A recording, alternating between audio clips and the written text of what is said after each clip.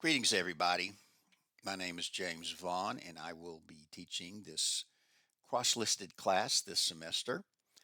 It's Environmental Landscape Management and Sustainable Landscape Management, uh, just slightly different names based on whether it's listed as 3683 or 5433. So this is something I love to talk about and teach. I've got a pretty extensive background in real estate development, and sure, I have seen lots of things that folks have been doing wrong that have kind of gotten us into a sprawling landscape miasma, if you will. But I'm encouraged to see over the last 20 or 30 years or more environmental approach to dealing with this stuff. So that's where I'm going to be coming from. You know, this kind of a new trend in more sustainably oriented, more environmentally oriented integration of the biophysical systems and the economic and the legal and the cultural systems. So I think it'll be a lot of kind of new material. We will be looking at some really basic things that land planners and developers and do drainage and soils and the solar angle that hits your building and how to use vegetation appropriately. And so these are the nuts and bolts of land planning and management. So I've got a syllabus. You can print it out, or I did, but it's on Blackboard, and I think everything is pretty well spelled out.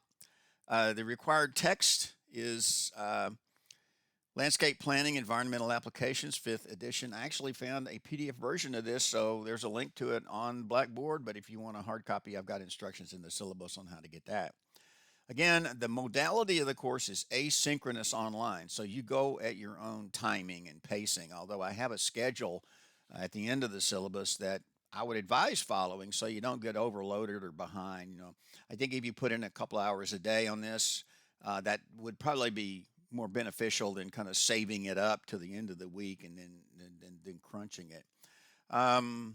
So 2 exams, a midterm and a final. They're both online. They're both timed.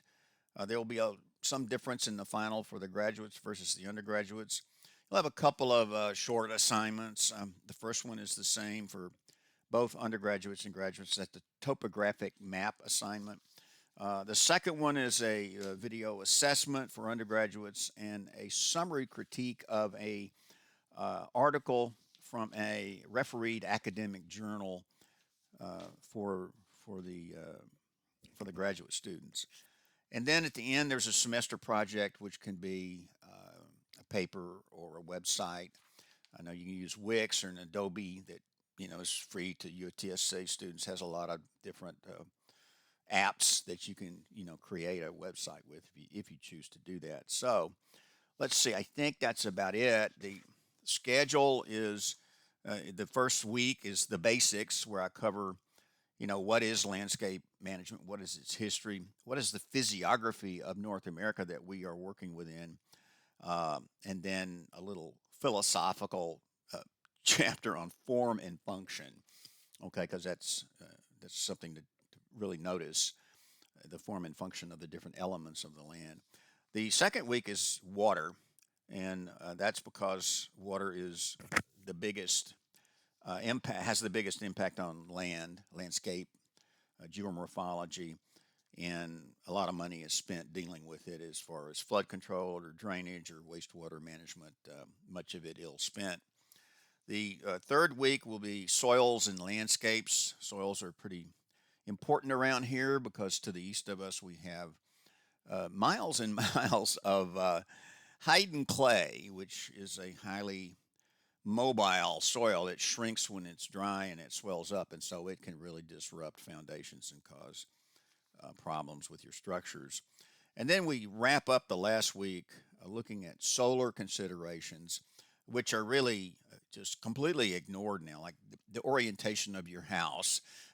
How much of an overhang should you have to, keep the sun coming in the winter and not in the summer.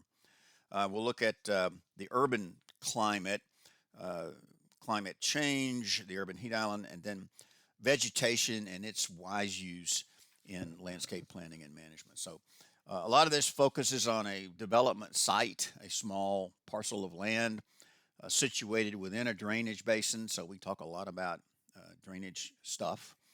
And by the end of this, I hope you can kind of look at a site and go, yeah, well, here's the natural things that we can use uh, to make for a better a better development in the end, instead of pouring a lot of concrete and trying to engineer away nature.